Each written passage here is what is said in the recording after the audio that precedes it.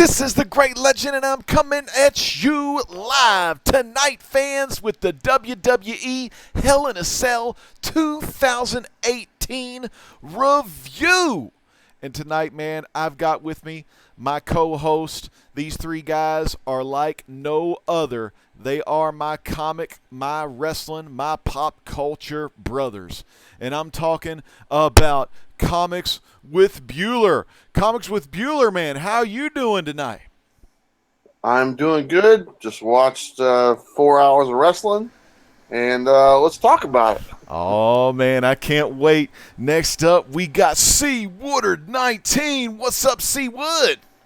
Oh, man, not much. Just got out of hell in a cell, and we're ready to talk about it. I can't wait. Damn straight. And last but not least, the host with the most of Comic Core every Friday nights at 9 p.m. Central Standard Time. And I'm talking about Chad from the Comic Core. Chad, what's going on, man?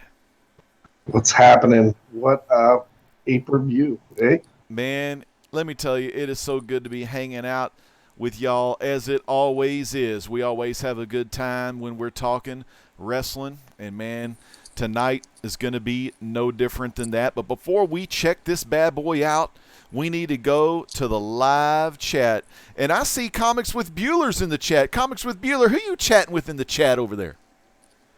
Talking to everybody so far. Man, I tell you what, we do got some folks in the chat. We do have 8 watching right now. We got Fish Tropic.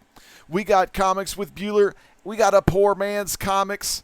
We got everybody in the chat. So if you have questions for these guys in the chat, or you want to give your thoughts on the WWE Hell in a Cell PPV review or the matches tonight, you let us know down in the chat below, and we'll get to your questions as we go through the show. There ain't no doubt about it.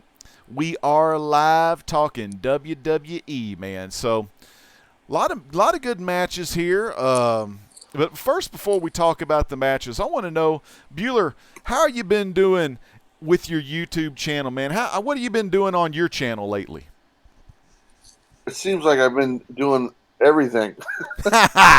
You look like you haven't. You look like you haven't slept in days. I feel like I haven't. I went on a little vacation, and I need another one. But I'm right now, I'm concentrating on, finishing up the Comic-Con from last weekend and trying to finishing up some videos for that. So I should, by the end of this coming week, have those all done. And then I'll kind of get back to my regular scheduled stuff that I normally do. That'll still be there this week, but then after next week, it'll just be that type of stuff. So that's kind of what I'm focusing on now. But it's definitely keeping me busy, so it's kind of nice. Man, I tell you that. I mean, like, that's the thing. When you're doing YouTube, you start out, you're doing it for fun, and then, man, you realize the more fun you have, I mean, you end up with over 1.6 thousand subscribers. And it's like something that started out small has become a great big following. Yeah, it's kind of nice. I'm very grateful, and it's very humbling at the same time. But it's definitely it definitely kind of makes you want to focus more attention to it, and that's kind of what I'm doing. So. Dude, that is so freaking awesome. How about you, C. Woodard, man? You have one of the hottest live shows on Tuesday afternoons, man. How is that, and how has it changed your life to become a big-time YouTube comic book community celebrity? Well, thanks for the kind words. Absolutely love going live every Tuesday. It still to this day blows my mind that I can get like 2 people to get into a chat with me just sitting there talking about comic books. So just the fact that I get 2 viewers, 10 viewers, 20 viewers, it's absolutely amazing. So thank you everybody out there who watches that. Actually, I just got back today from Cincinnati Comic Expo. So this Tuesday on my live chat, I'll be talking about all my pickups and my thoughts about that convention. And as well this week, I'll be winding down my 200 subscriber contest. So. Oh, shoot, man. That is going to be so freaking cool. And Chad from the Comic Core, I know you've been a busy guy out there. What you been doing on the Comic Core channel, man? Dude, it's just a happy hour on Friday nights. And that's kind of the direction it's going. No, it's it's been fun. I enjoyed this. I started this off with my friend um, when we were reviews from the Batcave, and you know, and I get to meet a whole bunch of new friends, so it's been fun. I know, man. That's the greatest thing about the comic book community or any community in YouTube is when you make the kind of friends, and that's part of the best part about it. I remember Dallas Fan Expo, dude. That was the funnest part for me was like meeting other YouTubers. And speaking of other YouTubers, let me check the chat and give some big shout outs. I mean, we've already had 15 watching. We got 13 watching right now. So hopefully those two that went to go take a number 2 get back into this review. So y'all get y'all's butts back here, the 2 people that left. But we got big shout out again. Let me shout out again Fish Tropic. If you want to know anything about fish aquariums, fish tanks, and just want to see some pop culture and collectibles yourself, check out Fish Tropic. We got PMC, a poor man's comics. He says not a bad PPV. Yeah, we are going to be reviewing that PPV. We got our moderator in the chat, Miss Hustle, the MVP of the community is here tonight. We have the Prince from New Zealand here as well. Huge. He showed his top 50 X-Men book. Go check him out. And I'm talking about the uncanny Kyle Walker. Next up, we have the creator of the independent comic book by Rebel Comics himself, a.k.a. LP in the house, Niobe Comic. Also one of my moderators here on the Great Legend Show. Speaking of moderators, I think the mod squad is out in full effect because we got the man with the S, the U, and multiple P's, and I'm talking Jason Smith. Man, it's good to see Jason here tonight. It's good to see everyone tonight. HME3 is here as well. HME3 Comics is here, man. HME3, good to see you tonight. We also have Comics Misexplained, and he must be channeling his inner Charlotte Flair with a woo.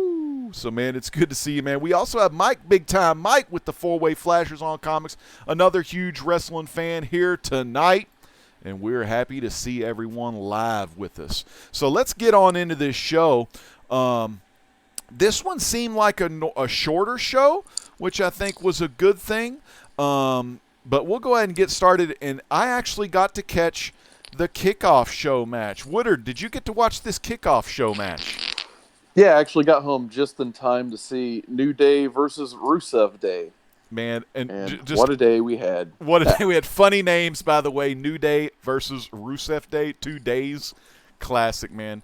See, Woodard, break it down. What did you think about the New Day versus Rusev Day? Overall, it was all right. I did appreciate the start of it when, the New Day were having their shenanigans in the ring, trying to clear the throats. And yeah, exactly. Then you get Aiden English comes out, shows him how it's really done because he's one of my boys, Aiden English. He's great. And then so we get the match, and it's all about miscommunication of Rusev Day toward the end. So I just kind of hate it when teams become dumb all of a sudden. I know, Rusev and Aiden English, they've kind of they've been on their outs and they've been on their ends the last couple of months in terms of, what's going on with them in SmackDown. But just a lot of it felt forced to me. I don't know. Maybe you could tell me what you thought, but it's just like toward that end, like, oh, so what? He tagged his shoulder. Like, why would that make Rusev mad? Then he gets mad and goes berserk. And then that kind of just cost him the match. But there was one highlight for me in this match when Kofi did like they do that thing where like Big E launches Kofi to the outside and usually hits both opponents. But then Rusev was waiting there. He met him with the Machka kick as soon as he landed. That was cool. A really nice spot. So I mean, I'm not saying it was a bad match or anything, but yeah, I would have liked to see. I just don't like that whole we're going to miscommunicate and then toward the end of the match and after it's over, we're not going to do too much with it yet. They're just going to keep dragging it out. So I said decent match overall. What did you think? So this probably isn't one of those 5-star matches. Nah, no. Probably about we'll start with a 2.5 just to get it started. It was right down the middle for me. Good 2.5. Hey, Chad, What was your thoughts about the 2 days going at it? Was it a happy day for you during this match? No, it was a good filler match. I just don't like what they're doing with Rusev. I feel that they're burying him. The crowd's loving him, so give him a push. I understand he's in the doghouse with Vince, but come on. I mean, give the crowd what they want. New Day, I'm over New Day. They're just that gimmick match. They're the Sunday Night Heat match. Oh, damn. So you're gonna give this a 5-0, right? Yeah, perfect. Oh man. So what are you giving it for your star rating? I'd say a good opening match, a 2. A 2, man, a 2. Well, before I get to Bueller, I want to give my thoughts. Rusev is one of my favorite singles competitors. I love Rusev. Lana's really cool. I really like Aiden English, too. I really like the Vaudevillains, but old Simon Gotch had anger issues. But, like, New Day, I'm cool with New Day, you know? I mean, like, I like that they're in that 5 times club, and I loved how Booker T inaugurated them and all the spinneroonies and stuff. But I agree with you. I think this is we had AJ Rusev like 2 months ago in the main event or whatnot or something, and then we have like Rusev, I think, was a kickoff guy last month, and then a kickoff guy again, the miscommunication. But here's the thing that I actually thought the match was a pretty damn good match up until Aiden English got a little cocky and he wanted to be kind of in the limelight with the screwed up miscommunication. But I thought Rusev and English were both getting some pretty good moves in. So I'm going to go ahead and give this I'm going to have to give it a 3-0 myself. Bueller, what did you think about this match? So on this match, I kind of caught it in passing. I didn't see the whole match. I probably saw about 60% of it, and then the highlights. And all the guys in there can wrestle. Mm-hmm. We all know that they're all better than average wrestlers. Mm-hmm. But my thing is, where are they going with Rusev and Aiden English? Mm. Are they going to feud because of their miscommunicating type thing? Nobody wants to see that feud if that's where they're going. That's not going to do anything for me. And you're that's kind of the way I see what they're doing. That's right. I agree. Chad, what do you think, man? No, he's absolutely on it. I mean, Rusev's a big body. I mean, that's like a Braun Strowman matchup. That's where I think Rusev should be. Yeah. I mean, with the big boys, the Braun Strowmans, the Samoa Joes. I mean, he's a freaking, to me, I mean, and Chad, you agree with this because we always talk about that kick-ass WrestleMania where he came out on that tank. I mean, Rusev is a freaking main eventer. Absolutely. I mean, you got a girl like Lana with you. I mean, I don't know how the hell he did it. But, I mean, this man, Lana alone, this man's a main eventer, man. So, God, kickoff match. Well, it's a pretty good kickoff match. You know, I thought so. What do we have for the next match, Bueller? The next match, first match of the main card was Randy Orton versus Jeff Hardy and Hell in a Red Cell match. Dang, a Red Cell, man. Good God Almighty. What did you think about the color red, Bueller? Did it remind you of a special comic book writer? I liked it. I was sitting there looking at it. I go, oh, this is the Carnage, cell or something, And, but it definitely caught your eye right away when I saw that thing hanging there and coming down. I was like, oh, they got a new color scheme going on. So it was nice. I liked it. Damn, man. Were you excited for this match to have these two legends go head-to-head in the cell? I did. I was. I thought these two were going to have a good match. They did not disappoint. They did the spot again with the earlobe, and you kind of knew that was coming in some form or another. And it was brutal. I mean, the match itself reminded me of an older Hell in the Cell match because it had some brutality to it. Mm-hmm. And I was very pleased with the outcome. And all in all, it's a great way to start the show by far. Awesome, man. Freaking awesome. Was there any favorite spots or like moves you liked in this match? Well, I liked the close-up they showed of Randy Orton's leg. It looked like his meat was hanging out and stuff. And that was just looked horrible. But the main spot, when he's got him in the center of the ring and he's got him all locked up and he's got that screwdriver and he's sticking it through the hole in his ear and twisting it. My son was sitting right here, and he was just like, what is going on? And it just looked so painful, and the crowd was just cringing the whole time. That will be one of those memory spots that you'll be like, remember when he did that? That's one of those spots. Damn, I think so too, man. That was freaky. In the like you said, he was twisting it around and all that. Well, what do you think, man? As far as like, how many stars would you give this match? Out of I'd say like probably around a 4-star match. 3.5 to 4. Freaking awesome, man. Chad, do you agree with Bueller? Did you like this match? Did it have enough intensity, enough violence, enough flesh coming off legs and earlobes getting twisted? I liked this match. I liked when Orton hit him with the Hangman DDT, and then he reversed it, and then he jumped out and did the Swanton, and he hit the Swanton. But I like Hardy. I just feel that right now, with his brother announcing that he's retiring, I think that this may be. I don't know if that's a gimmick. I have a feeling that they may be returning to the lake and coming back as broken. Yeah, maybe like do a little bit of that. Who is that guy we like? Everyone's always trying to Al Ghul. Everyone's trying to Al Ghul. Maybe bring the two guys out of the lake. And Brother Nero, they'll come out of the water, born again, with their, woken, broken stuff. Maybe they'll become awake once more. What did you think, man? What do you want to rate this match? I would say this was a 3, a solid 3. A solid 3. And Woodard, man, I know you're a huge fan of the Viper. Are you a huge fan of the Viper? Everyone loves Viper. Who doesn't love Randy Orton? I mean, come on. He's a legend killer. But anyway, I just wanted to have a quick note about this red cage. I think a lot of people, I've read a little bit of criticism on it already. It's like whatever, but I'm just glad they didn't do a SmackDown blue cage and then a Raw red cage. Because at first I thought, I was like, that looks like that's like the red Raw collar. So I wonder if they're going to do like a complete change out, but luckily they didn't. It was just the Fire Infernos of Hell red. So I just wonder how it looked live would be my only question about it. But I wonder how distracting that was. But anyway, on to the match.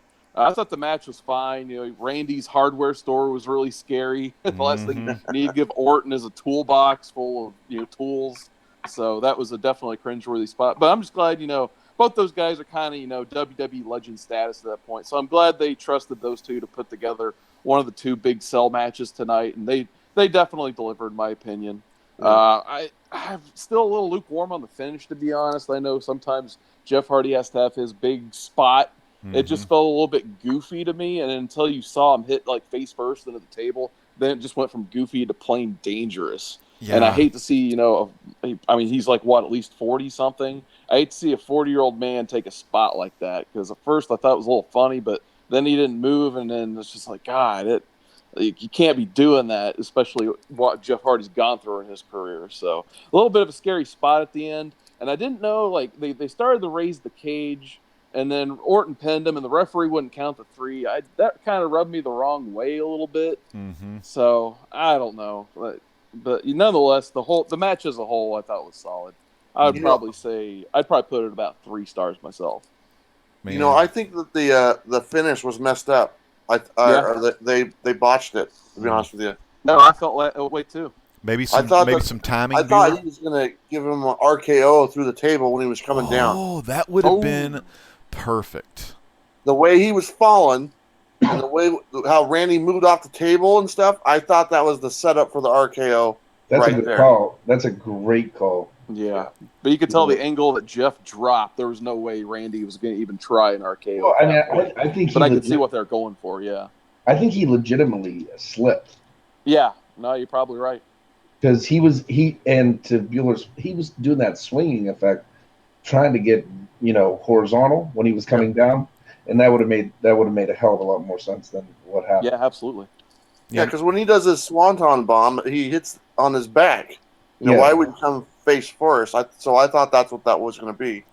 That's a great call, man. Nice. Yeah, I would figure, face first, take an RKO. But if you want to, kind of relate to your swanton, make sure you land back first senton style at least, I don't know how. I was thinking at first when he started swinging, I was like, how the hell is he going to get enough rotation for a swanton from this kind of weird? I mean, this would take like Dick Grayson and his Flying Graysons to do some trapeze work, but Yeah. Let me check the chat real quick. A poor man's comic says, check out my top 50 comic book videos, and he says shameless plug. I will do that, man. I'm far behind on these top 50 comic book videos. Naobi Comic is in the zone as far as wrestling goes.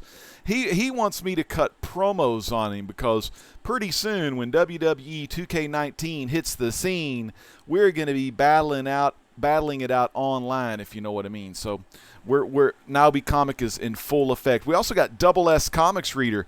Double S lives very closely to the old San Antone. Double S, let us know if you went to the pay-per-view tonight. Let me talk a little bit about this match between Randy and Hardy. I really like both of these guys because they're freaking mainstays. They're legends. I love Jeff Hardy a lot. The fans love Jeff Hardy. And Randy, you know, he can do it all. I mean, what is he? Yeah, I think he's third generation. I mean, he can do heel, he could do face, he could do both of them, and, you know, he can run the place while he's doing it. But, man, he really, the way he, you know, he didn't want the chair, didn't want the whatever, but when he swiped open that toolbox and he started looking through all the stuff, you knew damn well he was going to insert one of them tools into that ear. You know, and you know, the cool thing about these little spots, I like these little like hot or cold spots, is whether, oh my God, he's got this tool, and then the fans are like, well, the fans, we know what he's going to do with it, but the funny parts is Michael Cole, you know, he's kind of like, what is he going to do? You know, and then finally he does it, you know. I'm going to give this one a freaking 3.5, you know.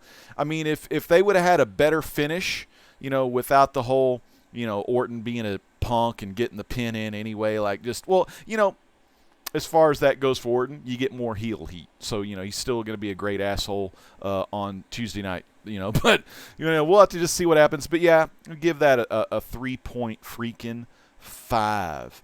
The next match, man, we had the SmackDown Women's Championship match with Charlotte Flair and Becky Lynch. Man, Chad, give us your thoughts on these beautiful ladies going toe-to-toe in the ring.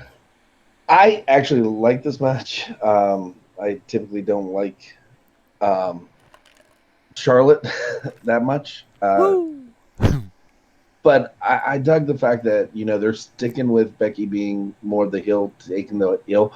For some reason, I just see her as the female Arn Anderson. I see this developing into a lot of things that are going on in WWE right now. I think there's going to be a ton of stables coming out soon.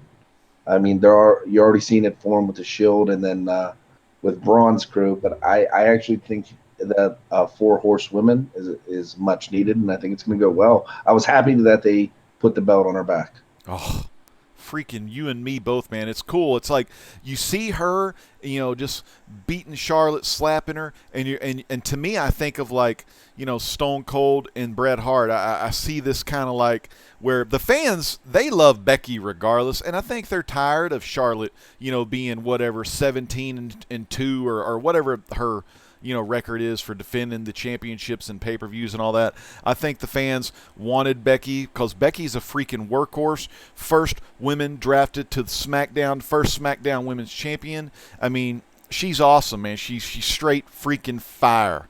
Damn good. So, Woodard, was there some favorite spots you liked in this match? This match for me was okay. I wish it was a little bit higher on the card because this is one of the ones I was looking forward to the most. I thought it had some of those best build-up. Mm-hmm. But I was kind of thinking about it later. It's like, you know, you come off a Hell in a Cell match for the opener, and then, you know, the crowds, you know, there might be energy's a little bit sapped, so then they throw this one out there because did they fear that, you know, Charlotte would be getting booed too much and Becky would be getting cheered? I don't know, maybe.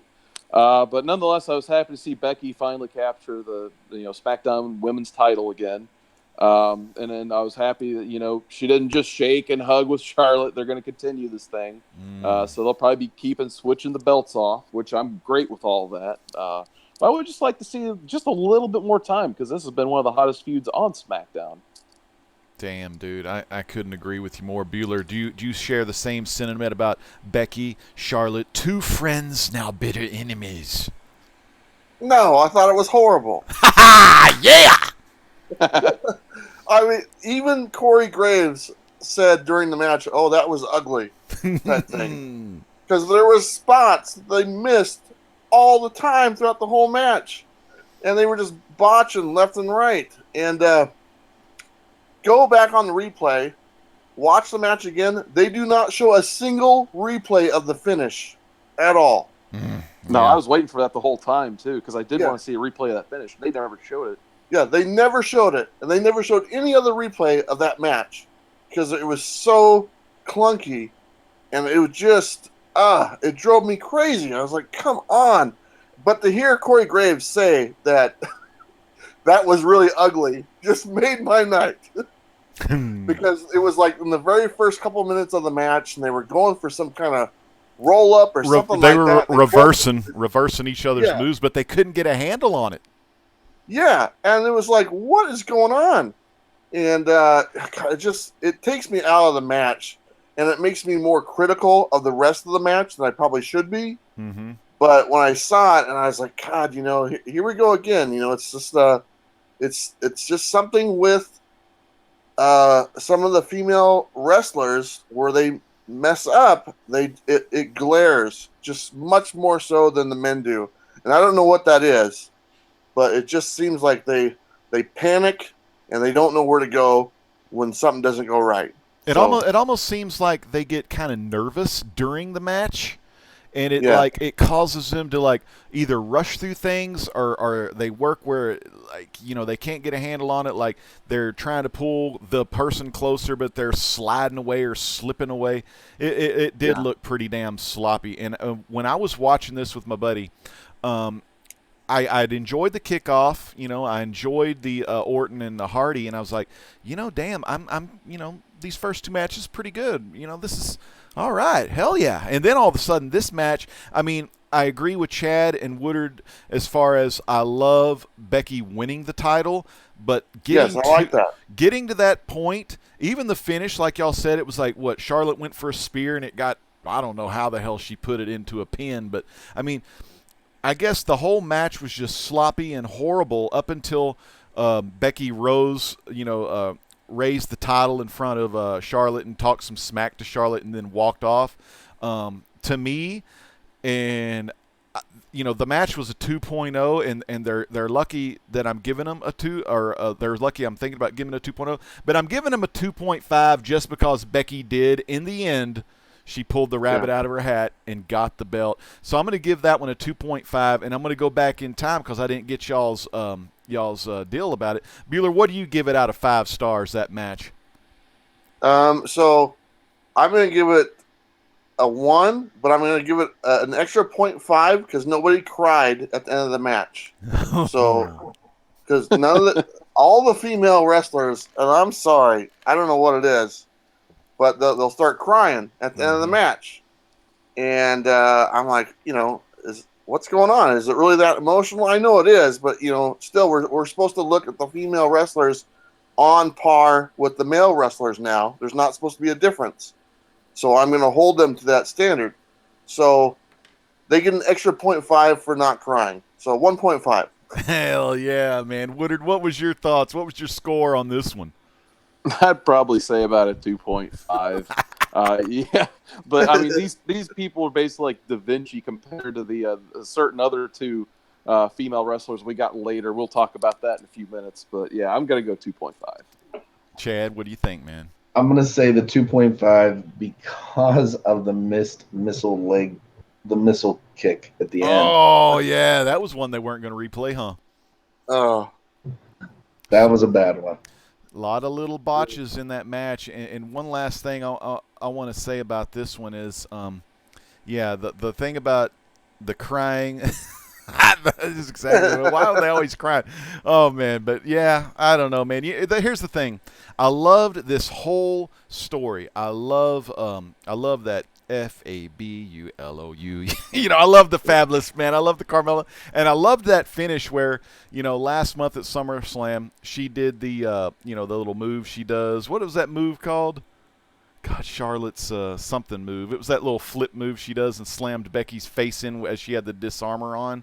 God, I can't remember the name of that move. Anyway, it's the Natural Selection. Yeah, Natural Selection. There you go. I love that little move, and I loved how Becky slapped her, at the end of the SummerSlam, and I loved the build-up. I thought Becky's promo was excellent. I mean, that was just a kick-ass promo she gave on that SmackDown, and then it culminated with just one of the sloppiest matches of the women I've probably seen all year. But let's get away from that damn thing. Let's see what came after that one. Do you have anything you want to say about that one? Since we're talking about the women, there's a news alert right now. In case you guys weren't aware, Ronda Rousey's ribs are hurt. In case you didn't get that during the match, her ribs are hurt. So just a news flash right away. Right Is here. this some sort of rib? Yeah. Some sort of rib. That was a good one. Damn. Yeah. All right. Well, man, the next match has probably one of my favorites of the modern wrestlers. Probably my most favorite of the modern wrestlers. The older guy was Scott Hall. I love Razor and Scott Hall, but Dolph Ziggler, my fave, and Drew McIntyre, the Raw Tag Team Champions. They put them belts on the line against Seth Rollins and Dean Ambrose. Chad, two of the Shield brothers, man. What did you think about this tag match? So this was there was a whole bunch of great spots in this. But if you go back and listen to that match, there's also a lot of talking in this match. Are you ready? Here we go. This is what I'm doing. And I credit like technology for that, because I think the microphones are so loud now that they can pick up everything. Yeah. But I thought this was one of the best matches of the evening. The problem I have is what is Dean Ambrose's gimmick right now? It's a Stone Cold ripoff. I mean, he's not doing anything. All he does is those stupid forearm shivers across people's face, but he has no, like, he doesn't wrestle. Yeah. And I mean, I'm going to give this match, like, I will say a 3.8. Oh, 3.8. That's pretty damn good. I think for Dean Ambrose, he has changed since he's come back. I mean, he looks a lot better. I mean, and he didn't look bad before, but it looks like he's like been eating more like, grilled chicken to get some protein on him. Looks more muscular, looks more lean. And so I think he looks good. Some of his moves are a little different. Like I've seen him do some of those crazy like roll-up pins, but you're right. He's still doing a lot more of the striking. More of the punches, running, the forearms, all that. I really miss his rebound clothesline, where he almost falls out of the ring. I really miss that kind of stuff because you're right. It's like he's trying to be more of a Stone Cold face and not as lunatic as he was. I want more of that lunatic. I want more of that crazed stuff going on. But for this match here... Can I ask Bueller one question about this match? Oh, yeah. Yeah. Bueller. At the end of the match, when he kicked him, tell me you didn't think he was going to stun him. It crossed my mind a little bit. Imagine that though. Imagine the crowd popping if that were to happen. Because you've got the other one. He uses every curb stop. He uses the pedigree. He uses everybody else's moves. Why don't we just let? But I think there's real heat between Ambrose and Austin. Yeah, there's probably that they did that Stone Cold podcast thing, and he stopped doing it after that thing for the network. That is, it was a bad interview. Dean wasn't really answering the questions like kayfabe style. He was answering them like lunatic asshole Ambrose, Yeah. And so he stayed in his character when he should have like not done that. But I mean. Good on Dean trying to go old school, I enjoyed this match because I love all the workers in the ring, especially Seth and Dolph, of course. I'm just huge Dolph Ziggler fan. I'm almost more of a Dolph Ziggler fan than that freaky guy with the long brown hair and his mom on the front row that we always see every pay-per-view. The long-haired that guy. God, straight long hair. Yeah, I'm going to get a picture and put him on the damn picture next time one of these days. But I'm going to go ahead and give that match 4 stars. I would have loved to see the Shield brothers get get those tag titles, man, and then have God, they would have had every belt on Raw minus the women's belt, you know. But what did you think about this match, Woodard? I think it was honestly my match of the night for the most part. Like I said, honestly, I think the biggest star that came out of this for me was Drew McIntyre. I've never been a huge Drew fan, but man, he did some cool stuff in this match. Like he did a kip up. Oh my God, he did a kip up. That was amazing. That was and a then real he good did one. this crazy inverted Alabama slam on the Rollins. Oh my God, Like that had to be like almost all his strength. So McIntyre really shined in this match for me.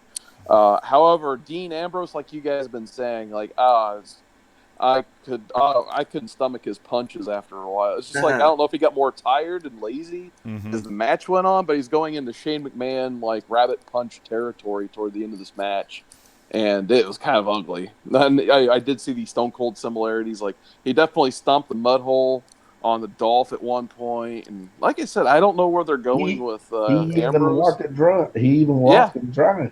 Yeah, I really don't know where they're going with Ambrose, but I feel like, I think last pay-per-view review we did, I kind of speculated that he was probably going to turn on Seth, but now I feel like they're just dragging this whole program out so they can do that around maybe Royal Rumble / WrestleMania time with that Intercontinental title, on the line. So I feel like he's just kind of like a stagnant character right now, and they're just waiting to light that fuse later down the line. We'll see. But yeah, overall, I'd say this is still, that being said, 4 stars for me. Rollins and Ziggler really killed it out there. Man, sure did. Bueller, what's the final take on the best tag match of the night? Okay, so here's the thing. I've never liked Dean Ambrose before, okay? I thought his old gimmick, the lunatic thing, I hated it. It was never liked it. I always hated that little dip thing he did in between the ropes. Yeah, that little rebound. Every time I'd see him do that, I just cringe. I hate it. The wacky line. Yeah, he doesn't do it anymore. At least I haven't seen it. So I'm glad that he's removed that. I thought the match was fantastic from start to finish. It had a bunch of finishers. It had a bunch of near falls. All 4 of the guys just lit it up. You can tell they went out there and we're like, we're going to put something on here. This is going to be a great, just old-fashioned tag team match, hot tags, like interference, all that stuff. It was all there. The best thing of the night, okay? And isn't Renee Young dating married? They're married, yeah. Yeah, they're married. They're married, now. okay? And this is coming from me. She goes, Dean Ambrose, he loves getting a piece of that pie. And I lost it. Oh, yeah. I lost it. And you kind of hear Corey Graves in the background. She's like, you would know, or something like that. He said something like that. Yeah. So it was hilarious. It's really good to get those young ones in there to do that commentary, man. Yeah. So I loved it. So all in all, this match is one of my favorite. I thought McIntyre looked awesome. That guy's a freak of nature. I don't know what him and Jinder Mahal did, but both of those guys got new physiques, and it's showing. So I thought all 4 guys did great. It's nice to see Dolph, in the main stage type thing again. He deserves it, and so it was a lot of fun from start to finish. Hey, to piggyback, she also said, and Corey Graves made a smart-ass comment too. She goes, Seth Rollins has the most stamina, and Corey goes, "What about Dean?" Corey's on point, man. Good God Almighty. That's good stuff. If I didn't love, Bobby Heenan so much, I mean, yeah, man, Corey's up there. I mean, by the time it's all done, if WWE keeps Corey and keeps him with them, Corey's going to be a good one for years to come. Bueller, what did you give it? How many stars, man? I'll give it a 4 out of 5. Yeah. So fans, so far, this match, the best one out of all of us. Can't say enough about those 4 men. They're great performers, great superstars.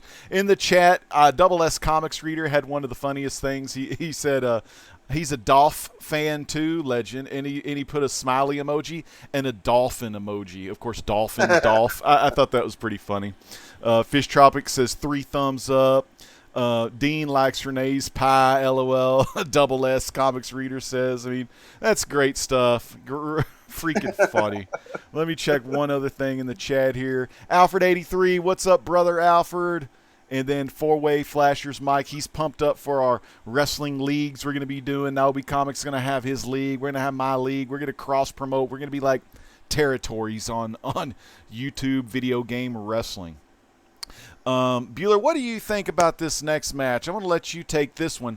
WWE Championship match, the phenomenal one, AJ Styles versus the new daddy, Samoa Joe. I really liked the match. I didn't like the little promo thing they did ahead of time when Samoa Joe read like the bedtime story. Yeah. I thought that doesn't really fit him as far as that goes. But when the match started, it's just reminds me of why didn't they get these guys years ago? Okay. Yeah. I mean, they're great right now, but when I think we could have had these guys in the WWE for the last 10 or 15 years, it would have been awesome, you know. The match itself, fantastic. Both the guys put on a show. Some of those collisions that they do, just the way that AJ bounces off, pretty much everything is just amazing. And that one diving thing that Samoa Joe did through the ropes and hit AJ, and AJ bounced off the announcer table, that was just a great spot. I love the ending. I thought the ending was perfect because it keeps everything going and it sets up a little bit of controversy and stuff. I was surprised that this wasn't in the Cell. I would think the championship match would be in the Cell for the Hell in the Cell pay-per-view. Yeah, me too. You know what? Me and my buddy Hank, we were confused. We thought the damn Becky Charlotte was going to be in the Hell in a Cell because it's so hard on Hell in a Cell pay-per-view that everyone's always like, yeah, Charlotte, I want to take you a Hell in a Cell. And I'm like, wait, did you say Hell in? So are you going to be fighting in the Cell, or are you just going to be fighting at the paper? I hate that kind of stuff because then you get let down when you don't see the Cell lower, and that's how I felt with AJ and Samoa Joe. I wanted the damn Cell to freaking lower, keep these two guys in the center of the ring. I mean, I love both of these guys. I've heard the same thing from other people on the internet that a lot of people still love Samoa Joe. They just wish they could have had like a 10 years or even a 5 years younger Samoa Joe, because even though Samoa Joe's a big dude, he's got speed. I mean, he could do stuff like you said when he dove out of the ropes on the suicide dive and freaking landed that forearm on AJ. Dude, he freaking looked like Superman flying through the air. I thought that was like, and I want to cool. See this. I want to see the belt go between these guys a few times. Yeah. There's no reason why they can't swap the belt a couple times. I think they should have done it with Shinsuke before. When Shinsuke had the feud with AJ. They should have swapped it a couple times. They should do it with this one as well, because I think AJ's had the belt for quite a while, and it's great, but there's no reason they can't go back and forth for a while. I totally agree with that. I mean, these guys, they know each other. You know, they've done a lot of stuff in the TNA together. But, yeah, I like both of these guys. The match, I enjoyed it, how the match ended with AJ retaining, and like it prolongs, their battle. And, you're right. I mean, let these freaking guys get the title a couple times. I mean, AJ's never going to get to 16 times or whatever. I mean, so you don't have to worry about that. Triple H, he's not going to go over 13. You don't have to worry about it, or 14, whatever Triple H is at. But I'm going to go ahead and give this match a 3.5. I thought it was pretty damn awesome because AJ's phenomenal and Joe's just I liked how he teased the Muscle Buster too, even though I don't know if we'll ever see that. Cool. I don't know if we'll ever see that move again, but it looks freaking awesome. What do you give it, Bueller? What's your star rating on this thing? I would say a 3.5 on this, and also I was curious. So they fought last month of SummerSlam. Wasn't that a no DQ match or something? AJ just a regular match. I think AJ disqualified himself by just beating the crap out of Joe with a weapon or a chair. I can't really remember. Okay. But Chad, what did you think, man, about Samoa Joe and AJ Styles? I think the last time we talked about this match, we said that this is probably going to go through WrestleMania. Yeah. And yeah, Bueller, I would love to see them switch it. It's probably going to happen. The problem I had with the match wasn't the match itself. It was awesome. I'll say a 3.5. The problem I had came after it when we have Paige and Samoa Joe in the back talking. And now we're going to make this, I want him. Now this is going to happen. He tapped out. And the controversy angle is awesome. Problem is, now you're just promoting the next pay-per-view. Yeah. I mean, this you could that could have been a segment on SmackDown. Yeah. So That's what they could have just had Samoa win the belt tonight, and then they got that Super Show in like 2 weeks, and give it back to AJ or vice versa or something. It'd be really easy to do. And WWE does this all the time. Even if you're at a live show, they spoil the ending while you're at the show or watching the show. And they've done it twice. The one I went to, I think it was, I went to one SmackDown a couple months ago, right before WrestleMania. They said, coming Backlash, coming in July. And they showed AJ with the belt. And if you watch tonight, they are promoting the Australia thing. Oh. And they show Roman with the belt. They show Dolph and Drew with their belts in the promo. Yeah. That's that. We all read the spoils on the comic books and movies and all that jazz. But when it comes to wrestling, that bothers me. I'm bummed out about it. It makes me sad. Damn, man. I feel Well, we can't have that. So yeah. You may have to go down to Stanford, whip some ass or something. Man, what do you give it? Did you think it was worthy of a 3.5? I do. I love this stuff, man. AJ Styles, Samoa Joe, and next month throw C. Woodard with them in the ring. C. Woodard, what did you think about these two guys going at it? Well, first, just to piggyback off what Bueller said, that pre-match promo that Joe had with the fairy tale book, like I just can't get over why they played this thing so many times. Because if you guys watch, I'm assuming everybody watched the pre-show. Yeah. That's the main thing they aired going into this feud. I just feel like it's like, was that one of those things that Vince McMahon wrote himself and he was really proud of for some reason? So yeah, he said, airing you see Samoa Joe doing that? Yeah, he's just like, we're gonna have.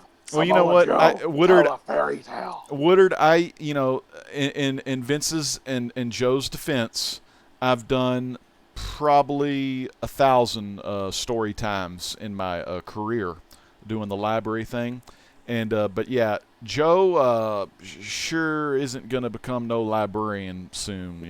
It was a bad story time promo, but Woodard, besides the crappy promo, what did you think about the match?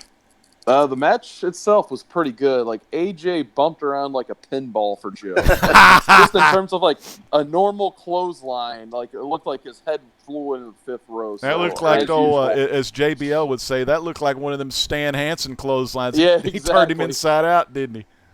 Oh my goodness! Yeah, I mean, just big props to AJ. By the time this match was done, he looked like he was in a car crash. He was bleeding from the mouth somehow and had gashes all over him. So, I mean, it was definitely a brutal affair for AJ. But, yeah, that finish, like I said, I was mostly happy with it just because, that means we get to see another AJ and Joe match. Hopefully that one's, going to be the biggest one where we finally get to see Joe get the recognition he deserves and become WWE champion. I'm thinking they're going to save that for that Super Showdown so they have one thing to talk about, like at least one title change to talk about that's going to happen on that show. So that's my thoughts on that. But I agree with all you guys. Probably 3.5 stars. Not as good as the tag match before. Mm-hmm. And once again, would like to see a little high on the card, but it seemed like every match on this card, but maybe one, was just a really solid higher card match. So I guess I can't complain too much about that. Yeah, freaking awesome. And the great thing about it is we're going to get to see him again at the Super Showdown in Melbourne, Australia. So make sure once that PPV's over with, all of us guys, we will be live again with a review of the Super Showdown. Hey, Chad, next up, You got some of that mixed match action. I mean, they're going to be doing the mixed match season 2 on Facebook coming up pretty soon. So they're getting everything warmed up by having Daniel Bryan and Brie Bella versus The Miz and Maurice. Chad, what do you think about these 4? So I like the commercial for the Marine 6. Great stuff. Yeah. You've got Daniel coming out in Seattle Seahawks gear, Wearing his Seattle, Washington gear, yeah. Aberdeen and wearing his colors. but the Miz, they still the show. I mean, there was one point where she had a child. She's been out. She's not a wrestler. But when they were doing, Daniel Bryan was doing the leg kicks with his wife, and they both rolled out at the same time. I didn't understand the ending though. It seemed a little botched to me because she just rolled over and that was it. 1, 2, 3. Yeah. Miz and Bryan can be a main event at WrestleMania, at SmackDown, if they did it right, and they can draw some major heat, just the two of them. I think the gimmick aspect of having their wives involved isn't a good thing. Yeah. These two guys are talented. I mean, how many years ago was it that Miz was headlining WrestleMania? So this is a huge talent. I love him on the mic. He's the person that you want to hate, and I think and it all revolves around the Bellas and the USA TV show with them. So I would say this is a match would be, just because I like Miz, I give this a flat 3. All right, hell yeah. Bueller, how about you, man? I agree with Chad. I don't like the wives thing. I think it's pointless. It doesn't accomplish anything. For one, I've never been a Bella fan, so I can see Maurice being there for the Miz because they play off each other so well. That's fine, but doing the mixed tag with your wives and stuff, I didn't enjoy that at all. Yeah, another finish that they did not show a replay to for this match, also because it didn't make sense. Yeah, it's kind of weird.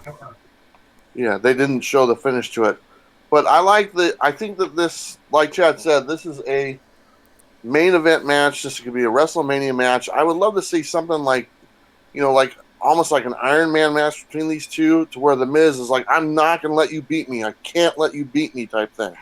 And just a false finish after false finish type thing with these two guys, and just the Miz, going over as like almost a reverse heel turn or something like that. I could see something like that with these guys. I enjoyed it for the most part, but I think the having the wives in there wrestling takes away from how good these two guys really are on the microphone and in the ring.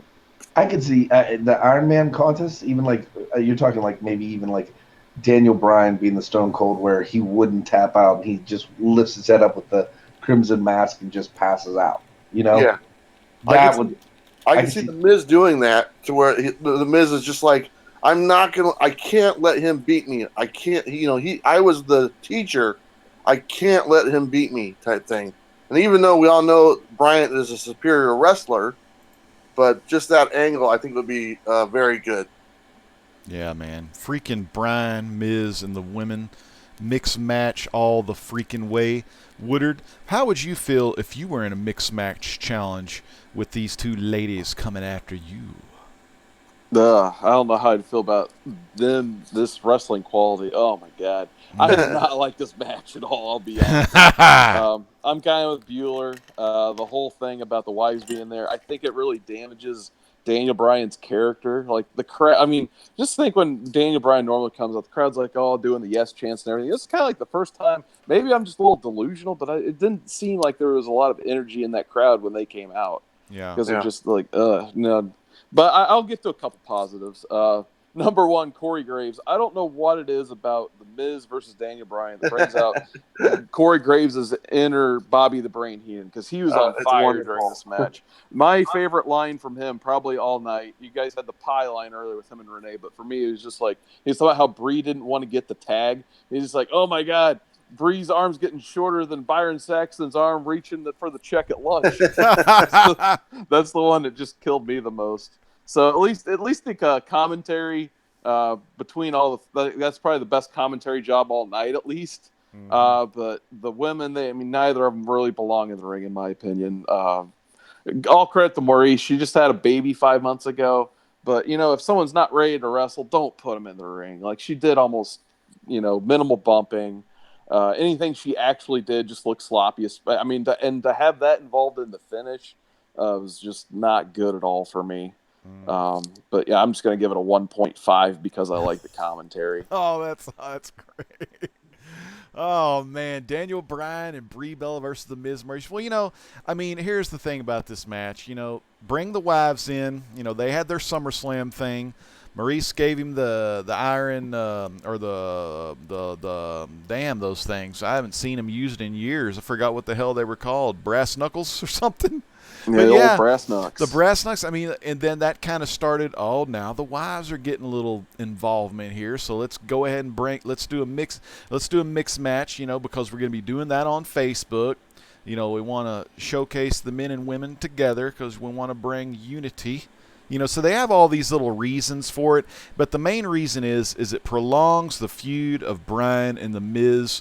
And like y'all said, these guys, you could put them in the main event of anything, and they'll be good. I loved your idea, Bueller, about like the Iron Man match would be freaking awesome because, these two guys deserve to have an Iron Man match. Hell, they deserve to have a 60 freaking minuter because I know they would do a great job, going at it for 60 minutes. But, I think it's Vince again, and he loves big wrestlers and all that kind of crap, But these dudes, on any given day, these two guys can beat anybody on the roster, Raw or SmackDown.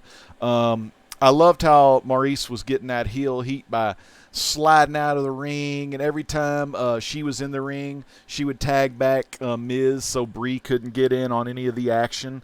So that was a good kind of deterrent from getting too many bumps on the women. But yeah, I'm gonna have to give this. I'll give it a 2. I got to see the Marine 6 trailer a bunch of times. I got to see, by having these women, you get shout-outs for Total Bellas, you get shout-outs for Ms. and Mrs., so you had that there. So pretty much, like y'all said, again, with the PPV, while you're watching the pay-per-view, it's like it's like a publicity thing for their TV shows, their network, and their next pay-per-view, the showdown in Melbourne, Australia. So, I guess it is what it is. It's that WWE style, let's just milk the brand and, keep on milking. But I'm going to have to give it that 2.0 for the Daniel Bryan, Miz, and the ladies, man. Crazy stuff. Now, this next match, This was pretty damn awesome, I thought. Raw Women's Championship match, Ronda Rousey versus Alexa Bliss. You had Alexa come out with her two buddies, Alicia Fox and freaking that girl that used to date Cena. God, I can't even remember her name. Do you remember her name, Bueller? That other girl? That kid. Nikki James? Nikki James, yeah. Nikki James. Yeah. That girl. That was cool having those two out because you knew they could get involved. Ronda brought Natty back out there, so you knew that everyone was going to have a good time. Man, I thought this match was just okay. Here's the thing about this match. Ronda's still pretty new to all this. Now, she's not new to fighting. She's not new to like getting in a ring or anything like that. But I mean, Alexa Bliss is just so and like. She's excellent on the microphone, and when she was in NXT, being Buddy Murphy and that other idiot guy Blake, when she was their manager, I was like, oh, okay, and she had some good matches in NXT, but man, once she got into WWE, and you give this girl, this heel, you give her a title, and the way she could just take Ronda out, cheap shot Ronda, and then start throwing her up into the barricades and all the crap outside of the ring and putting the hurt on her, I mean. You actually believe, yeah, even though Ronda's the baddest woman on the planet, man, Alexa Bliss is someone you don't want to piss off. So, man, I'm going to go ahead and let y'all know I'm giving this match a 4.0. I'm tying it with the damn Shield Bros and the Dolph and the big boy crazy guy, Drew McIntyre. I'm a 4.0 for me, man. Let me ask Woodard, what do you think about these two going at it, Bliss and Ronda? Yeah, I thought the match was all right. I wasn't too crazy about it. Like you said, though, Ronda is still, we always forget a little bit at this point because she already has that women's belt, but Ronda is still really new in the ring, and she's been doing a serviceable job so far, I think. I think her having the bruised ribs, which, luckily Bueller let me know she had bruised ribs. I didn't know that already. That fits pretty well into Alexa's moveset with the double knees and the double stomps and stuff, so they at least thought kind of smart there. My only botched spot of this match, I guess, is when she tried to throw Alexa on the outside and her friend, it was supposed to take Mickey James and Alicia Fox out, and they caught her and slowly fell into this little dog pile together or something. It was cute. But they did replay that twice. Yeah, they did. So that was a little off, but luckily Ronda still got the pretty clean win, so she looked dominant against Alexa Bliss. So the match, I'd say, serviceable job by both, and it did its job right before the main event. So I would give it a solid 2.5 stars. All right, that's good stuff, man. Chad, how about you, brother? Ronda Rousey she's what am I looking for? She is drawing from the greats of Hulk Hogan when she hulks up and when she started punching herself in those damaged ribs. I was like, oh my God, what is going on here? Corey Graves made a point to say that she works out all the time down in Florida at their training center. Yeah. And I get it.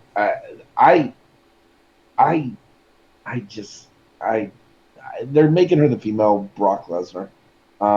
She's going into it full head, and she's learning some moves. She's learning more than just the suplex and the suplex city. But at the end of the day, she's a long way. I mean, the problem that I have with a lot of these cats and especially in the women's, is nobody's really good on the mic. They should teach that 101. And she's terrible on the mic. She cannot cut a promo. What about Bliss? Do you like Bliss's mic skills? Bliss is, yeah, to a degree. I like her.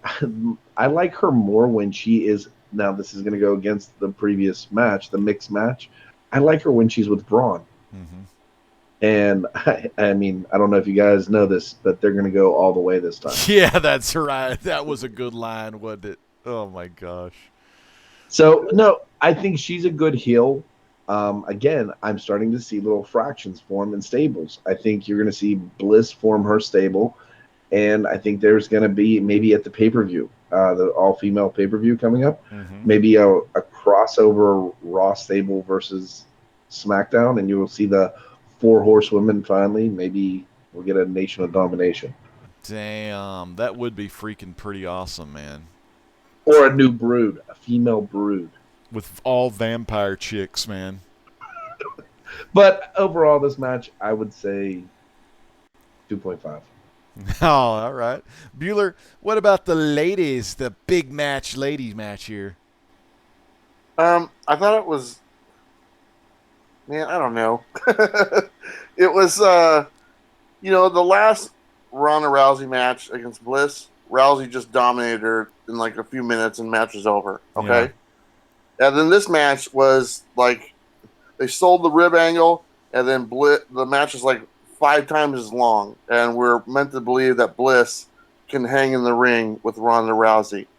And in theory, it doesn't sound right. You know what I'm saying? Mm-hmm. It's there's no way this little 4'11" girl is going to be able to sit in the ring with the former UFC champion for more than 10 seconds, to be honest with you.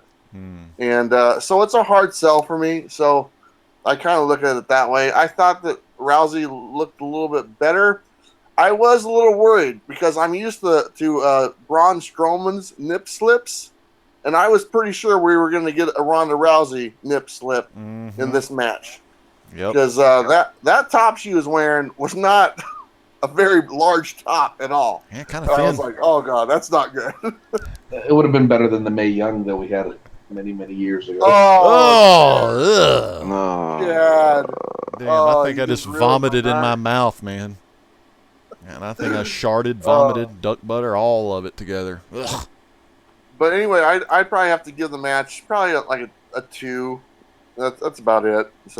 So fans, again, these guys are going a little low. I still got to go 4.0 because, man, I just love these two women getting it on in the ring. And just like Chad said, once they get to mixed match, they going all the freaking way. And then the next time we're going to see Ronda is going to be at the Showdown. Her and the Bellas are going to be going up against the Riot Squad. So that ought to be a pretty damn good, like, we all know who's going to win that one already.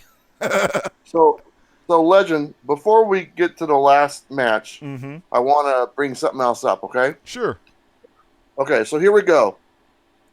Baron Corbin, Bobby Lashley, Bobby Roode, Bray Wyatt, Chad Gable, Elias, Finn Balor, Kevin Owens, Matt Hardy, Jinder Mahal, Andre Amos, Cesaro, Sheamus, Shinsuke Nakamura, Shelton Benjamin, Ty Dillinger, and John Cena. None of those people were on the card. Thank God John Cena wasn't there. Woohoo! No, I agree.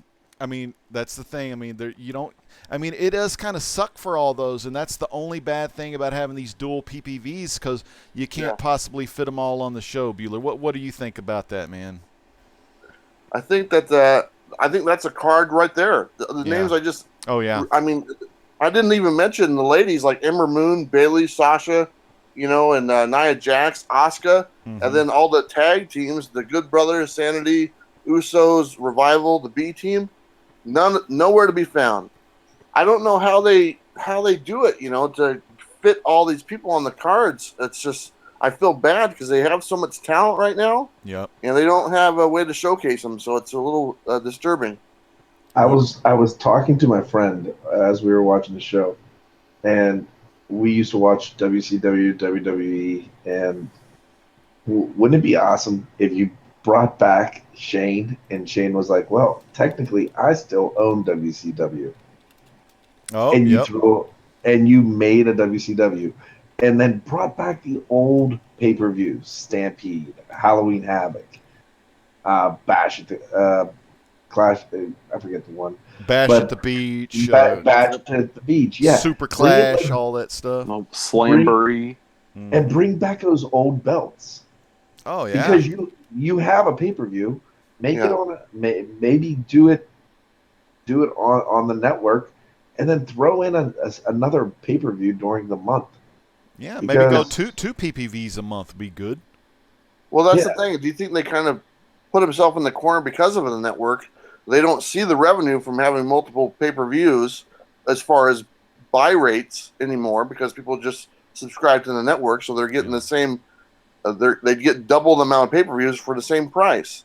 Yeah, and I think where I think right now Vince and Triple H and all of them are scratching their heads because All In did really, really well.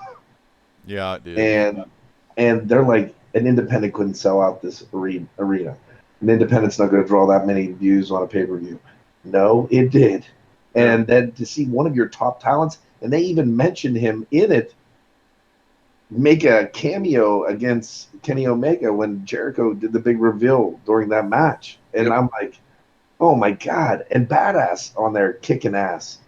I think competition breeds success. Yeah.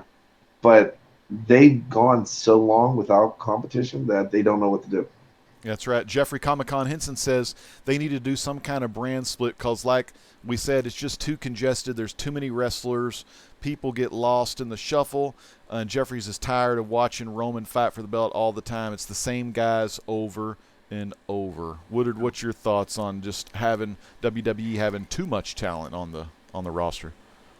Yeah, I don't know. This is just one of those things. It's just like we could talk about and everything, but I'm really kind of torn on it because that's a heck of a roster Bueller just listed off right there. I mean, You get like you said, but we did this stuff last year where we had the SmackDown pay-per-views and the Raw pay-per-views, and somehow, in my opinion, those felt a little repetitive too. Yeah. I kind of wouldn't mind because it seemed like they had this formula for a bit where the pay-per-views were only like 2.5 hours long. Mm-hmm. I didn't mind that. I'd rather almost have like a shorter pay-per-view than these like 4.5. How long was this one? 3.5 hours. Yeah. I think it was 3.5 hours, Yeah. maybe 4 if you include the pre-show. Mm-hmm. I'd rather them just cut out the pre-show and give us a nice, solid 2.5 hours of wrestling, like every 2 weeks, maybe would be the answer. Cut off all the advertisements, cut off all the crap like the Marine trailers, the Super Showdown, because we're gonna get all that crap anyway on Raw and SmackDown. Exactly. You know? Yeah, we didn't need like a commercial between every single match. Yeah. And the other thing is, it's like, what about a weekend event type thing, like a Saturday and Sunday? Yeah, that'd be a thing too. And they do that for WrestleMania for like NXT and stuff like that. So, what happened to the Saturday night main event once a month? Yeah, aren't they going to try to? Weren't they going to try to bring that back on NBC or something? Or well, that's before the Fox deal went through. But, okay. But I don't know what's going on with it now because since Disney bought Fox, I haven't heard anything about SmackDown moving to Fox. Yeah, that's true, man. Maybe I mean. The WWE's PG now. I mean, shoot, Disney might want to take a crack at it. I mean, it might be something fun, something new for them. Oh, man, let me say this big match. Big shout out here to Trinity Entertainment, Jeffrey Comic-Con Henson. We got Scotty Too Hottie. Mr. D is in the house. So we got some new people in the chat, and we got our buddy Count Von Strange. So it's good to see those guys in the chat. And we still got a lot of viewers, man. We got 18 viewers right now. So, man, every one of y'all, thank y'all so much for listening to us talk some of that WWE tonight here live on youtube.com/rdaddy95. The Hell in a Cell 2018 review. And one other thing I want to say about just all the wrestlers. Almas, probably my favorite Mexican wrestler, my favorite Hispanic wrestler. They were in San Antonio. San Antonio has tons of Spanish culture there, and they did not have one damn Mexican wrestler. Like, well, of course, Sin Cara I think's injured.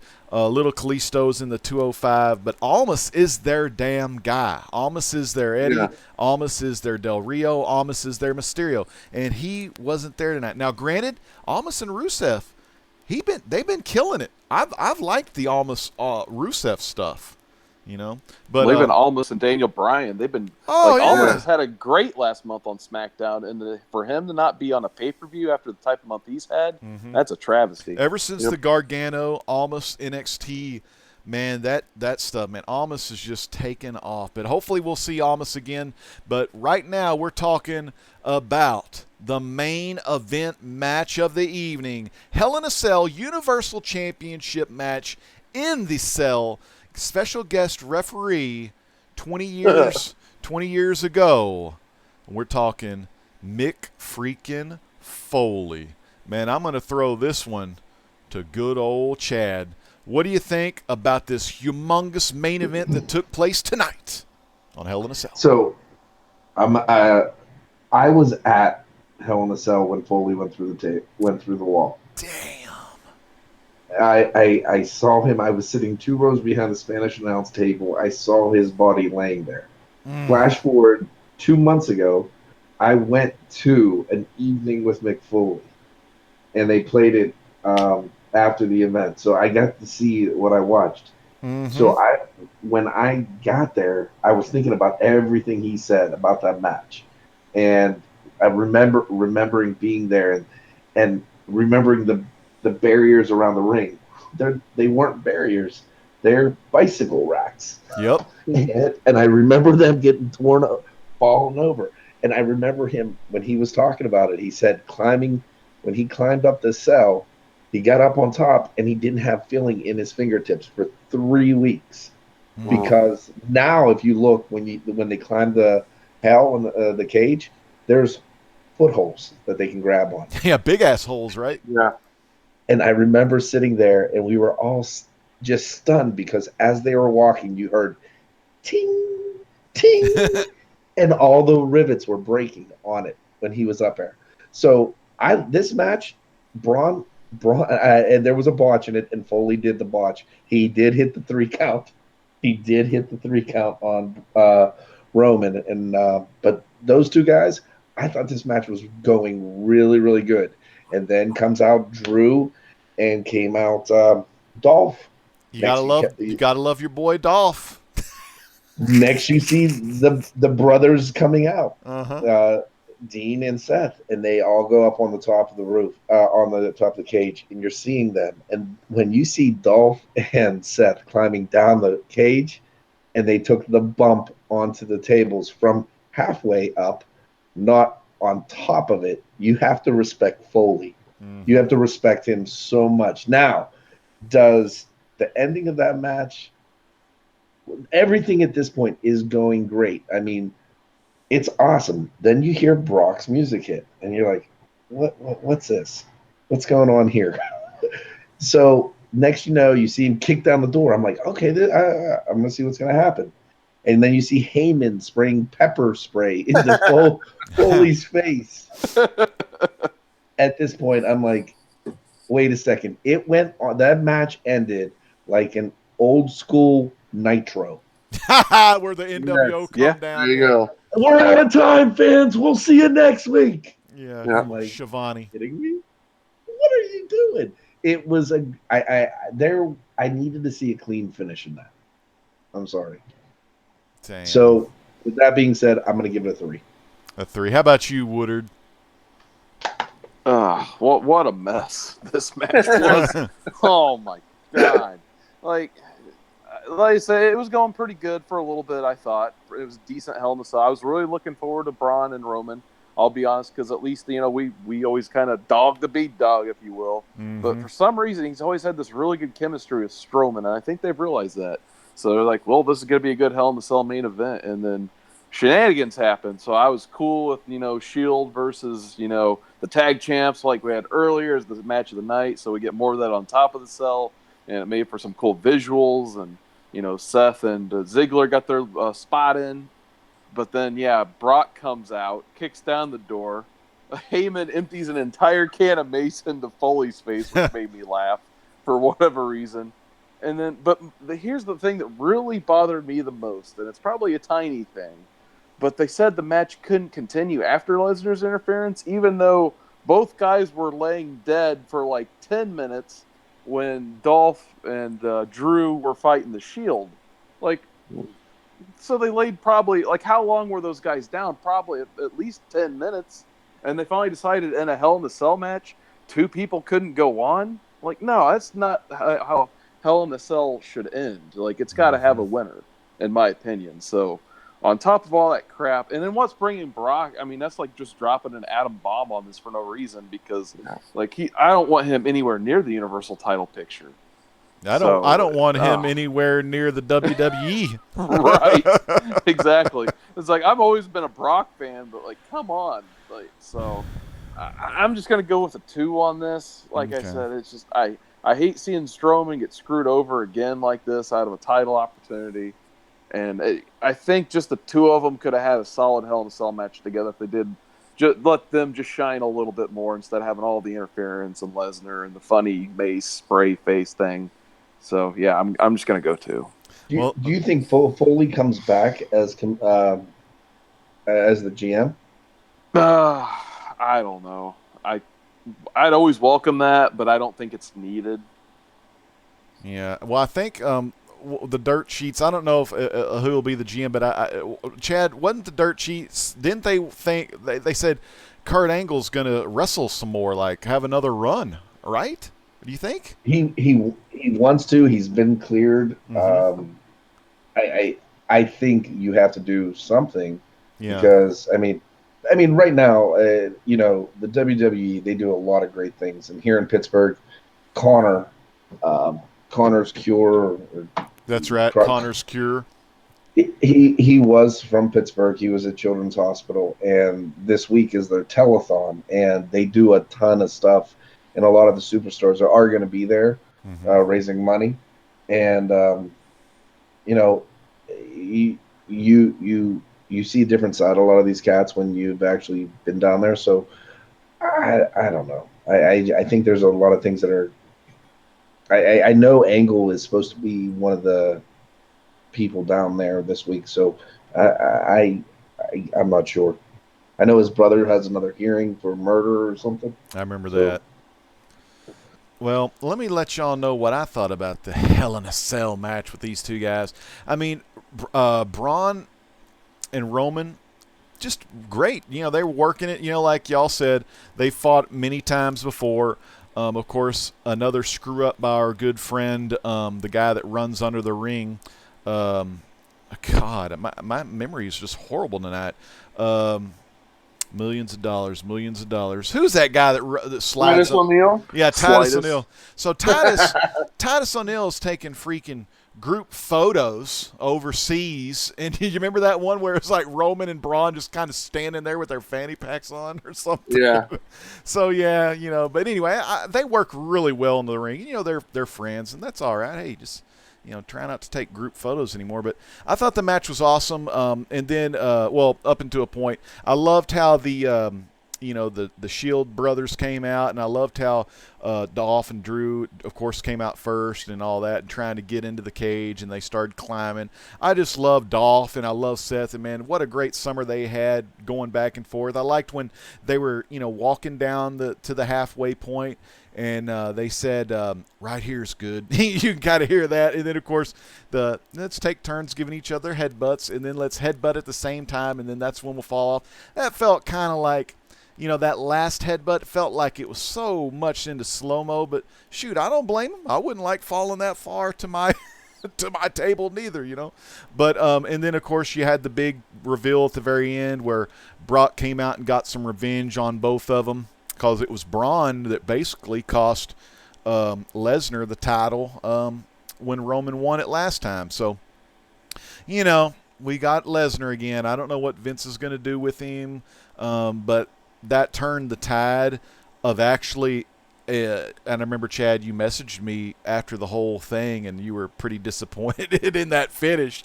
But it turned the whole damn PPV into a crappy one. So I'm giving this one. The only reason I'm giving it a 2.5 was Dolph got to be on top of the cage and he looked good doing it. But yeah, 2.5 from me due to Lesnar coming out. And Bueller, final thoughts on these two behemoths in their main event. So I need your guys' help real quick. So was this Strowman's Money in the Bank cash in? It really was, yeah. It was his cash yes, in. it was. Okay. They were talking about that before the match started. Unless they say something and give him another shot at it due to the interference, but I doubt they will.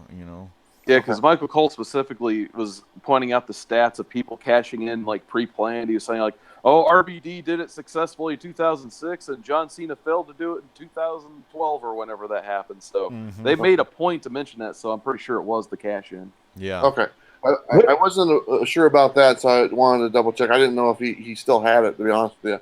But like Seawood said, these two do have chemistry together, and you see that when they wrestle. They wrestle each other quite a bit, and they do have that chemistry. So I like that. I like the start of the match, and it was brutal, in the with the staircase and stuff, and with the straight shot with the staircase. Boom. With Roman laying on the mat. I thought that was a great visual. I hate the Superman punch with the cocking of the fist, and he keeps doing it. It's what is he doing? Is he loading the boot like Shawn Michaels or what? I don't know. Cock the hammer, it's time for action. He's got to get that spirit meter up. He did it 4 times. Yeah, he did. I just sitting there watching, and then I was constantly drawn to the perm that Foley was sporting. I was like, what is going on? Why does he have a perm? And but I thought that the match in the ring was pretty good. And I knew during some of the point, because it's 20 years to the day of Foley's thing, that there was going to be some version of people on top of the cage or the cell. I wanted the visual of Braun Strowman and Roman Reigns up on top of the cell. 2 huge guys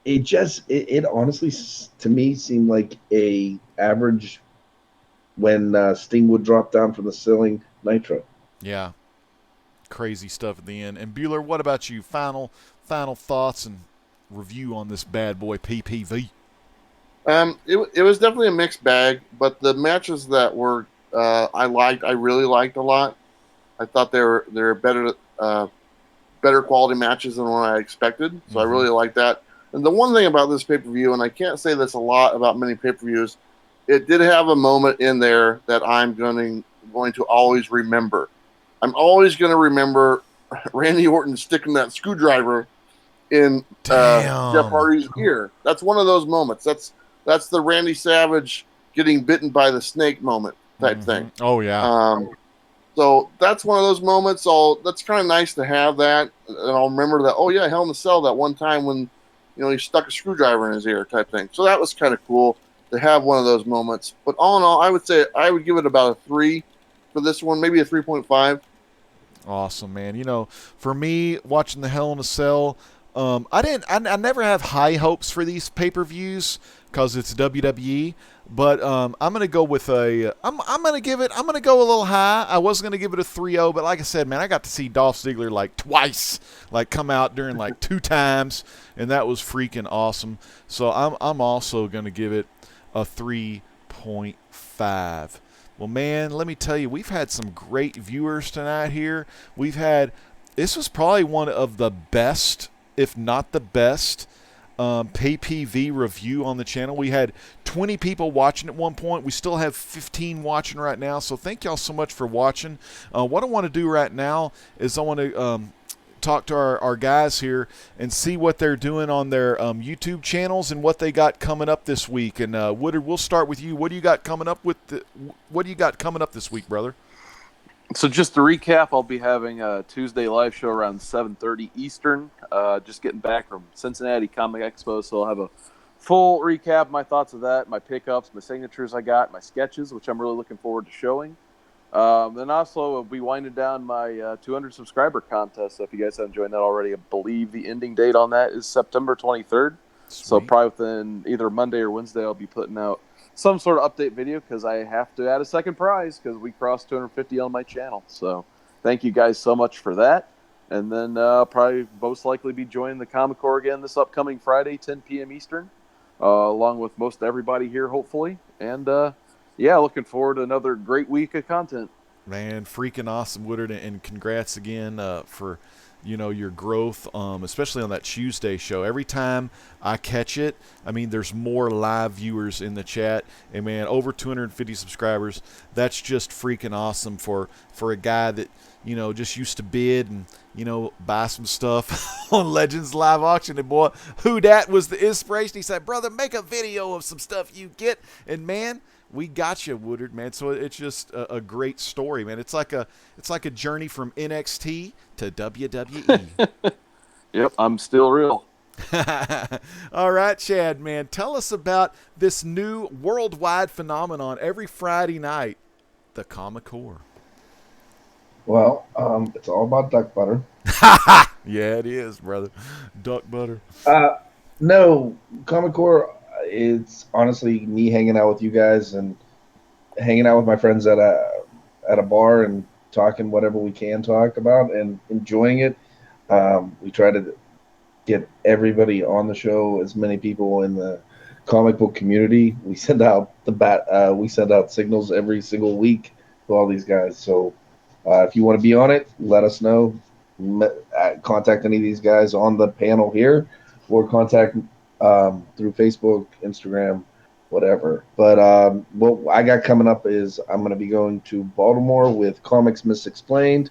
We're meeting up with the half of the Blasted or Stash It crew, and we're probably going to do Comic Crew live from Baltimore too in 2 weeks. So, and I'm getting a bunch of people's signatures and a bunch of drawings for everybody on the panel to go along with some other things that are in the mail for these guys. So, thank you. And that's awesome, man. Freaking awesome. Thanks and God bless, man. Hey, that's what I'm talking about. Zachary Levi is going to be at this thing. Freaking Alex Ross is going to be at this thing. I mean, people, if you're not watching the Comic Core, if you're not part of the Comic Core, get on the Comic Core's light spectrum. You're not going to want to miss it because it's just too sweet. I had to throw that in there. Oh, my gosh. Bueller, what do you got going on your channel? Well, I got a lot going on this week. So I put out a new series today, new video started today where I highlight some of my friends' collections. And so that video came out this morning. And then I'm also was on another channel today called Sam's Tangled Web, and we filmed a video for his channel. So that's available. So you can go to his channel right now and watch the video that me and him did for his thing. So that's going on. And then tomorrow I'll have another Keys episode. Will be tomorrow morning. I don't have the comments and coffee episode tomorrow. I wasn't able to have time to film that one, but I have another Keys one tomorrow. And then Tuesday I'll have the sneak peek physical edition in the afternoon. And Tuesday morning I'll have the Comic-Con panel of Felicia Day. I'll put that one out. And then Wednesday will be the cosplay part 2, and then a creators video highlighting the creators that were at the panel. And then Thursday is the sneak peek for the 26th, the digital version. So that will be out on Thursday. And then on Friday, I'll probably do a live stream at around 5 o'clock and then join you guys around 7 and do that. And then I'll have another video for Saturday and Sunday.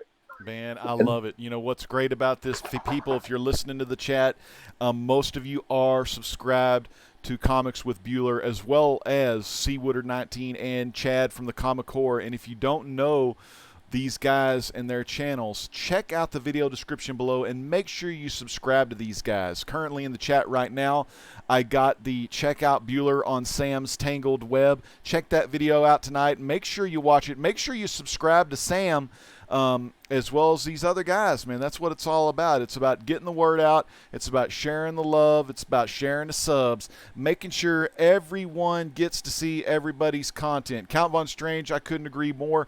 Bueller equals the man with the plan. Man, the Hook himself, that dude, can't remember his name. But anyway, that one wrestler, the cruiserweight, the man with the plan, dressing like a freaking pirate, you know.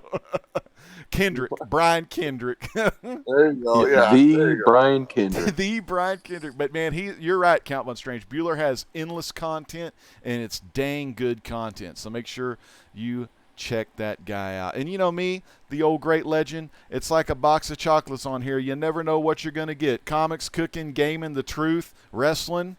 Who knows what's next? But I'll tell you, you're next. As long as you watch the show, it's always a fun place to go. Well, fans, thank y'all so much for listening to us guys talk WWE Hell in a Cell 2018 review. I'm your host, and for C. Woodard 19, Chad from the Comic Core, and Comics with Bueller, this is the great legend saying peace out. God bless.